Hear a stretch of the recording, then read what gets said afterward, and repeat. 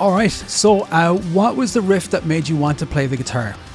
So I definitely was like playing Guitar Hero back when I was like 12, 13 years old. And I remember coming across, it was My Curse by Killswitch Engage. And I heard the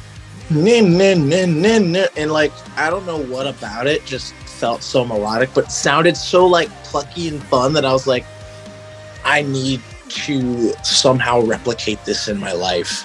And I was a bigger kid growing up too, so I didn't have a lot of friends, and I was just like, yo, who doesn't want to be friends with a guitar player? Yeah. So, I like picked up a Epiphone SG was my first guitar too, and I tried plucking away at it, and of course, like, you're not gonna get it for a while. You gotta go through the motions of learning how to play guitar.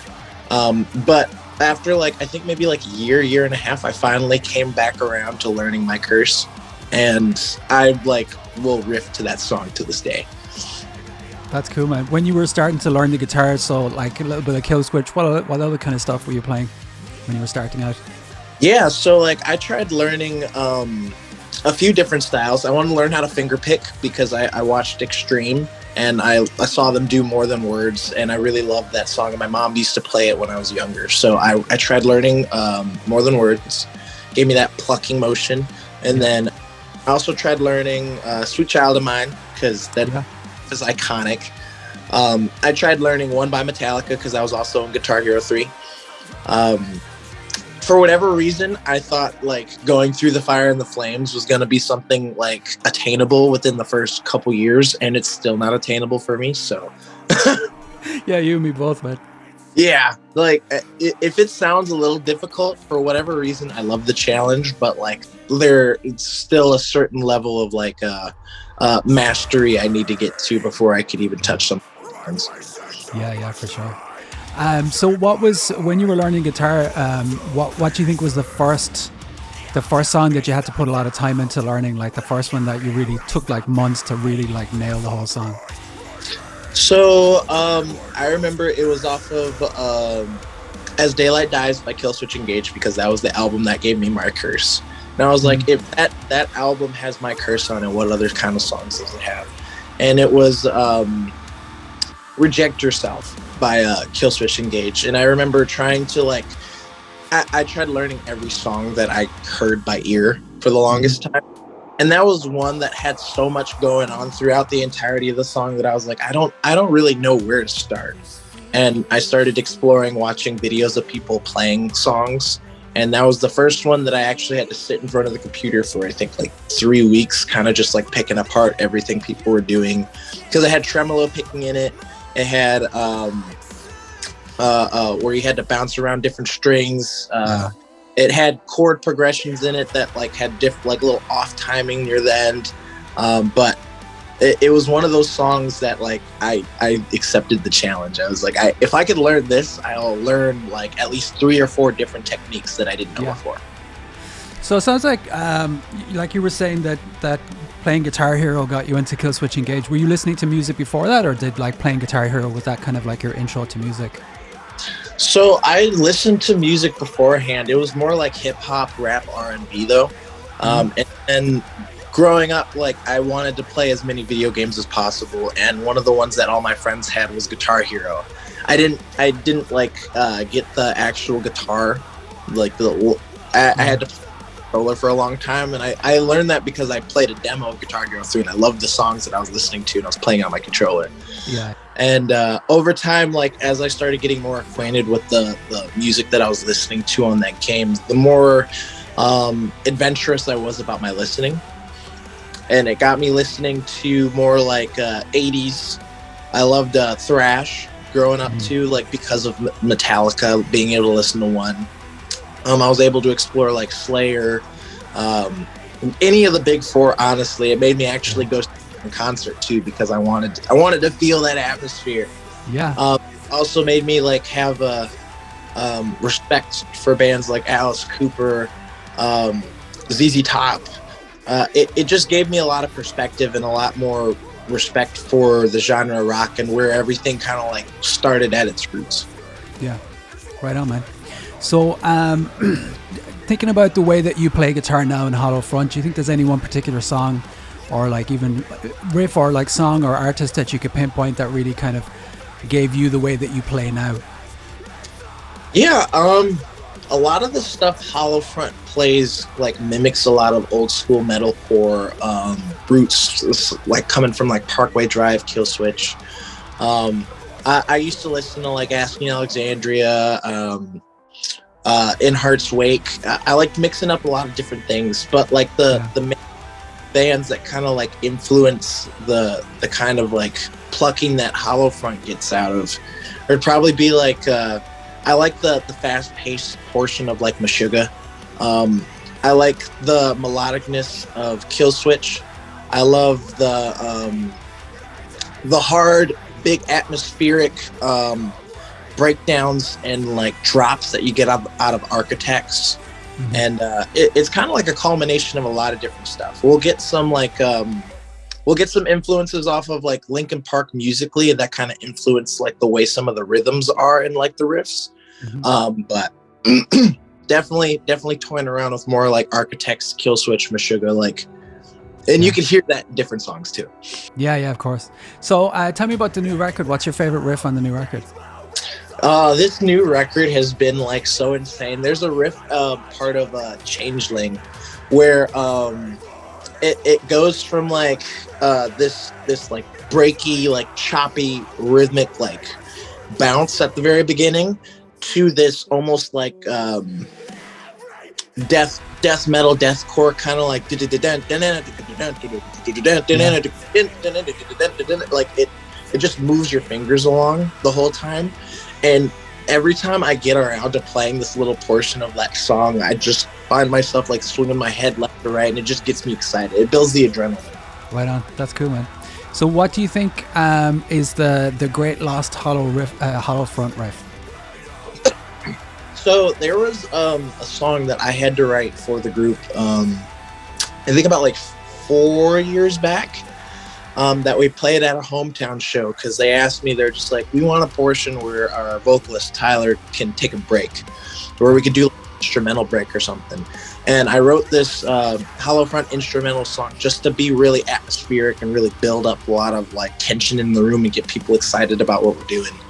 And there was this riff that like was influenced by Erra.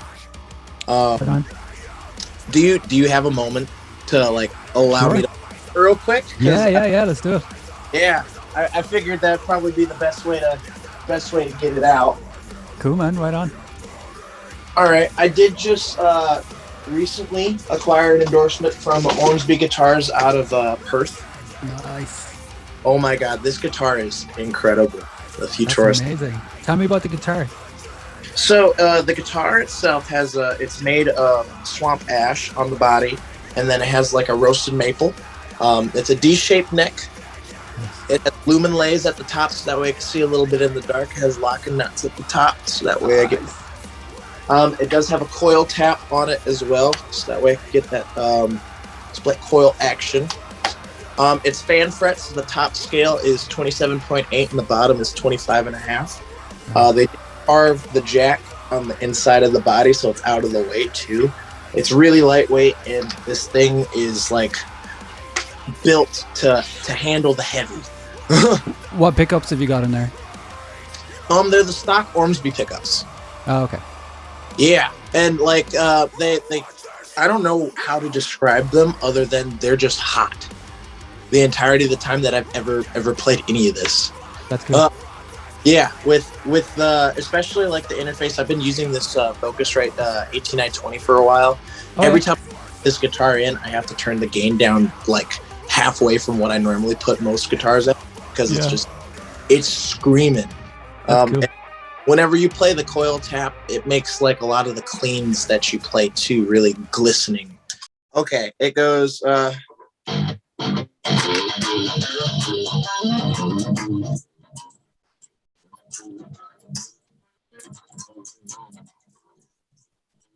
Oh no, that sound is completely gone. Oh no, but like that just the movement that you get out of that, I could even send it to you in like a later email. But yeah, that'd be cool, and then I can put it over. Yeah, that works.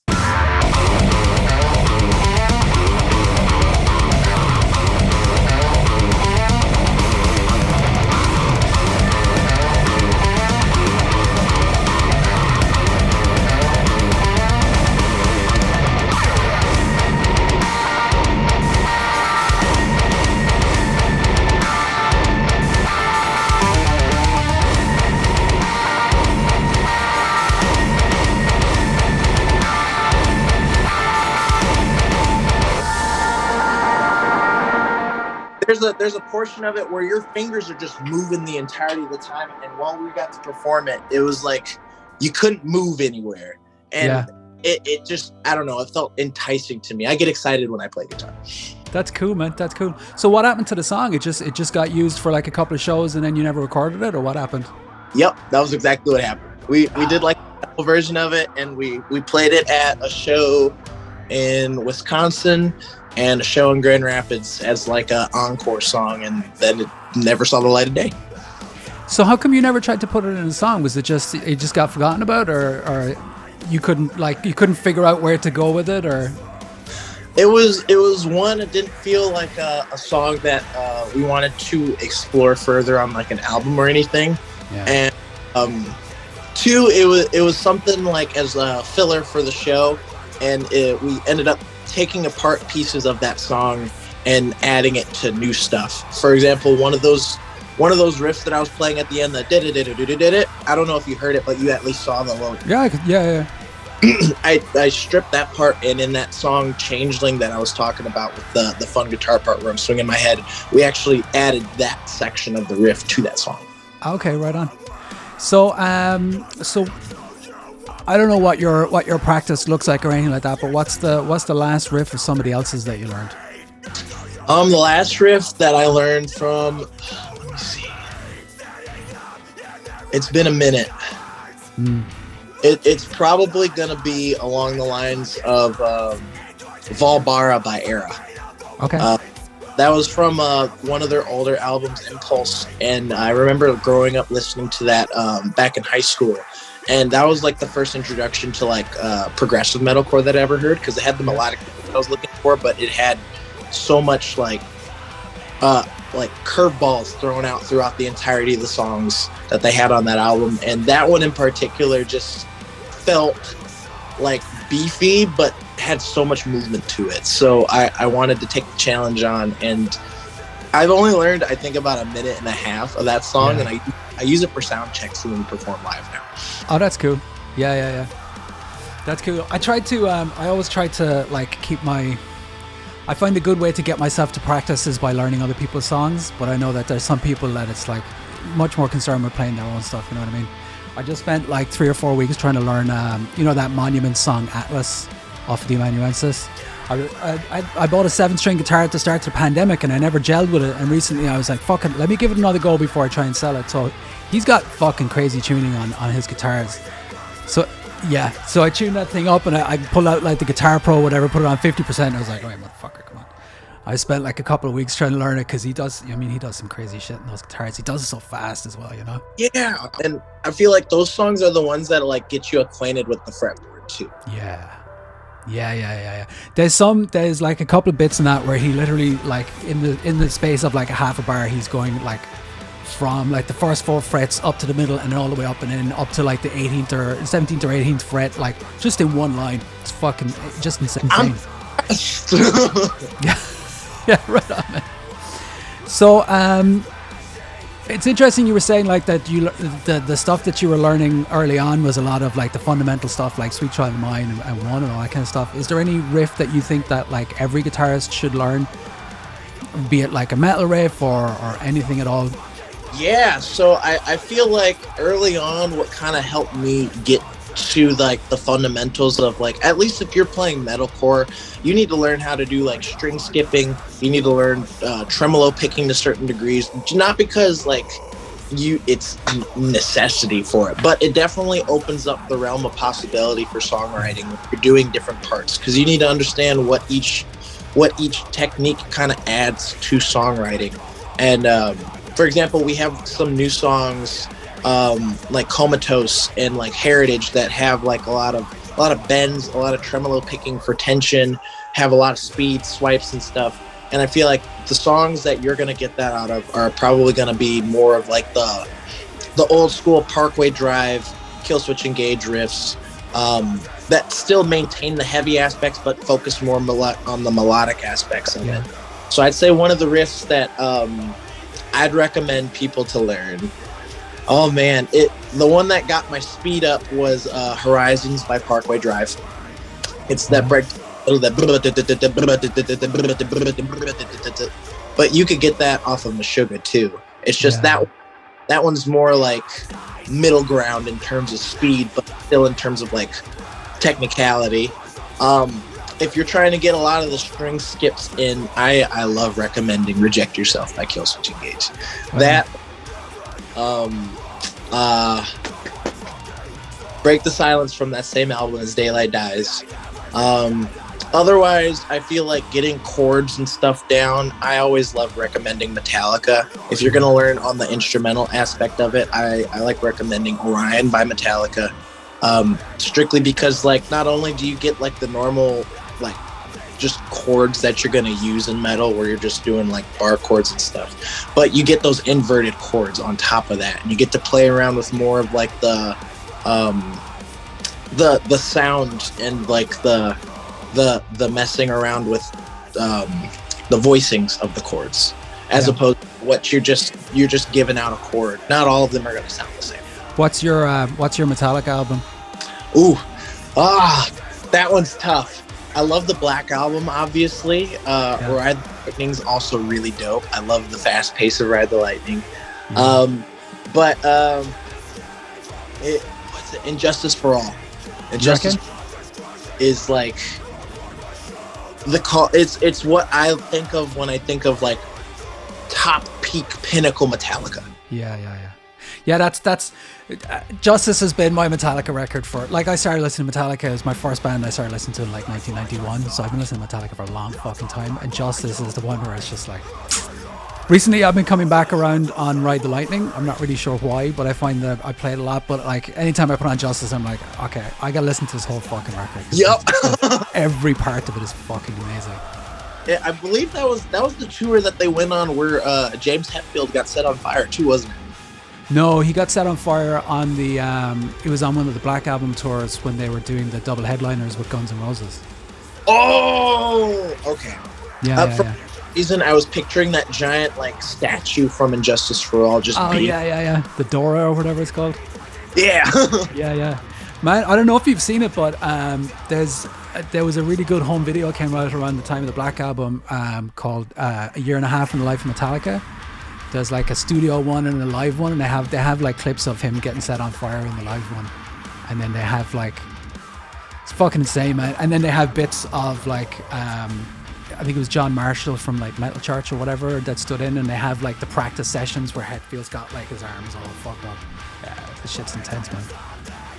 That's scary. I'd be lying if I said I didn't set myself on fire for our music videos before, but I guess there's a little more to learn from nowadays than there was back then when he got set on fire. Yeah, for sure. I mean, those guys are gnarly, you know. He broke his wrist another time skateboarding, and John Marshall filling in. And I mean, if you look at, I think they were auditioning bass players only like a week or 10 days after Cliff died. So, yep. You know, 80s, 90s Metallica did not fucking slow down, you know. No kidding. And part of you, like, I don't know how I feel about that. Part of you's also like, you know where Metallica went after that, and you're like, you gotta do what you gotta do, I guess. Sure. So we talked a little bit about the riffs on the new record, and then obviously the one you had for the interlude. But what do you think for you is the most enjoyable Hollow Front riff to play? So my favorite song to play by Hollow Front has been Home Wrecker, strictly because like it embodies the gentiness and the bounciness that I love playing, like out of just music in general. I want to have fun playing guitar, and like I've played some of the riffs for my girlfriend, and she'll be like your hand is dancing, and it feels like while I'm playing it too, and it gives me like creative freedom because it's a simple song in comparison to others. But because of how simple it is, you can add like those little guitar nuances that you want to add. Like I can add my squeals in weird places. I can add my scrapes and like my swipes in weird places. Right on. It's just, it's everything I want out of a Hollow Front song. That's cool, dude.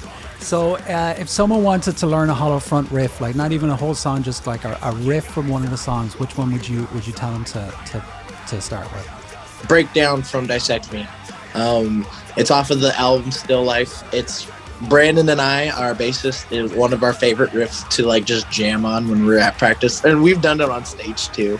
Yeah. But The breakdown and dissect me has the finger stretches in it, but it also has the hardcore beat down riffs that like you get excited about just like moving around to. So if you're gonna learn something, I recommend that song wholeheartedly. Cool. Is there tabs for that online anywhere? No, we were actually just at our other guitar player's house, Lee, yesterday, and we were talking about getting tab books written up for everybody here soon. Right on. Yeah, that would be cool. We got one for Loose Threads started, but we need one for the new album and the 2 albums prior to those. Yeah. Cool. Well, that's all I've got, man. Thank you very much for taking the time to talk to me. I had fun.